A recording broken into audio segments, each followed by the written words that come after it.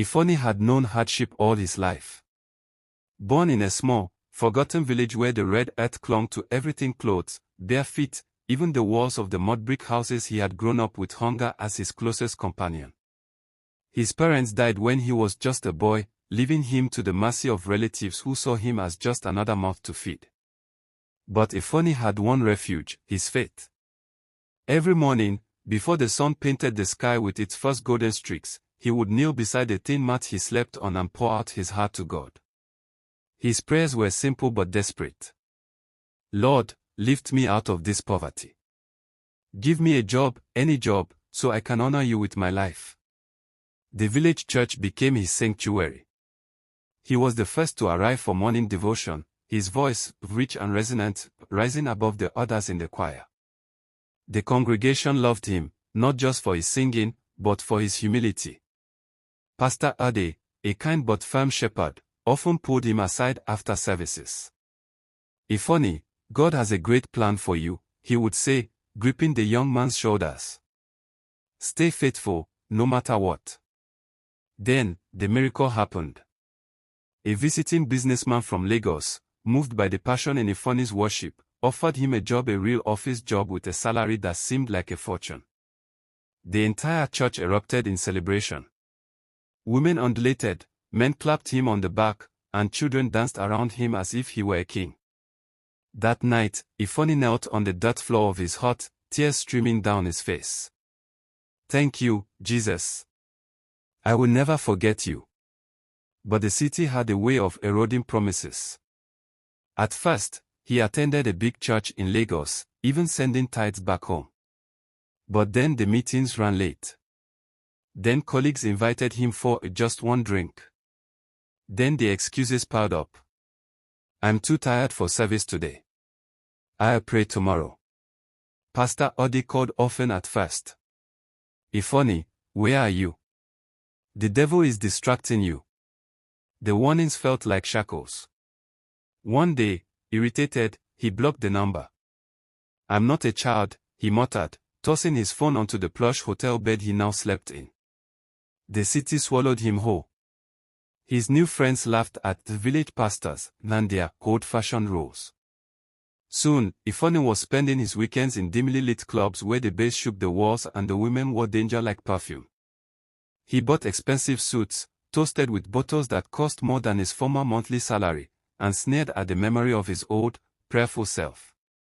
Then he met Amina. She was unlike anyone he'd ever seen: tall, with eyes that gleamed like polished onyx and a laugh that curled around him like smoke. That night, after too many drinks, he took her back to his apartment. When he woke, she was gone. No note. No number. Just a faint, sweet scent lingering on his sheets. At first, he brushed it off. But then the dreams came. In the first, they were married. She stood in his kitchen, humming as she stirred a pot of stew. But when she served him, the food dried maggots spilling over the plate. He woke up screaming, his heart pounding like a drum. The second dream was worse. She handed him a gold wristwatch, her fingers brushing his skin. But as soon as he clasped it around his wrist, the metal slithered, transforming into a python that coiled tighter, tighter. By the third nightmare, he was afraid to sleep. They were in bed, her body warm against his until he touched her shoulder and felt scales. Her eyes glowed yellow, her smile stretching too wide. His health crumbled, dark circles hollowed his eyes. At work, his hands shook so badly he couldn't type. When his boss called him in, the word with emotion hit like a slap. Panicked, he dug out his old phone, searching for Pastor Ade's number. But the line was dead. He rushed back to his village, his heart pounding with a fear deeper than anything he'd ever known. But the church was gone, just a pile of rubble where the altar once stood. A neighbor, fetching water from the well, recognized him. Pastor Ade. He died months ago. Kept asking about you till the end. The ground seemed to tilt beneath him. What followed was a blur of suffering. His body weakened, though doctors found nothing wrong. He lost his job. His savings evaporated. Then, one terrible morning, he arrived at his small shop to find it reduced to ashes, a spark from faulty wiring, they said. With nowhere else to go, he returned to his village, to the same hut he had once prayed in.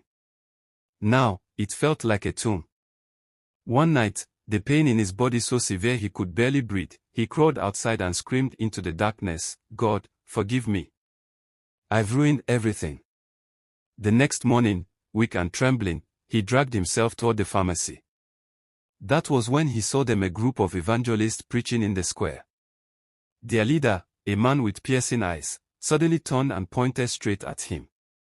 Ifeanyi, God has heard your cry.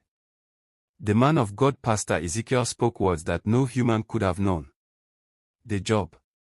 The woman. The nightmares. She was no ordinary woman, he said, voice low with urgency. A marine spirit, sent to destroy you. When you stopped praying, you removed your armor.